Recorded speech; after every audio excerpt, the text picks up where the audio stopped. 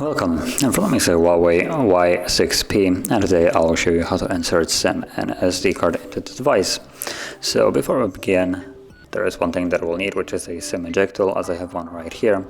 Now, this thing comes provided in with a device in the box, so you can get it from somewhere in there, but you can always use a paper clip, straighten out one of the ends, and it will also work as well. So from there, let's pop out the tray, which is located somewhere, there we go, on the upper left side of the device. So as you can see, it's right there.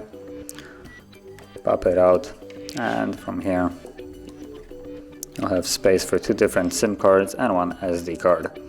And I'm gonna just take one SIM tray and then one SD tray,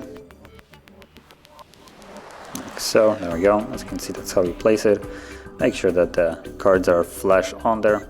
And from there, slide it back into the device, like so. No. There we go.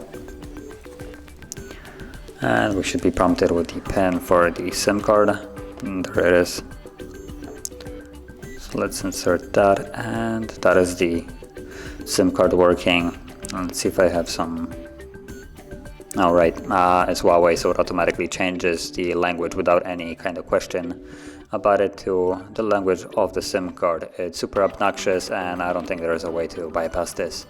So I'm gonna quickly also show you, if you don't want the language that it changes it to, how to change it back to your default language.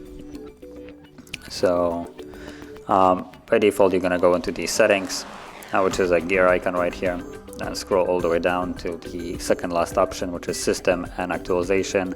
Again, you can see it by the blue circle, a phone, also with a gear icon, this thing right here. And then a third option from the top will be language. Then again, first option on top is language, and here tap on add language, which is the blue text right there. And from here you can search for your language or choose the ones from the list. Now I am gonna look for English. There we go. And then you can tap on change right here, the right side, and it will automatically change it. So there we go. So that's the annoying part of the SIM card, and as you can see, it's working. And also there's the SD card also working, although it's low on space for some reason. But that is how you insert SIM and SD card into the device. And if you found this video helpful, don't forget to hit like, subscribe, and thanks for watching.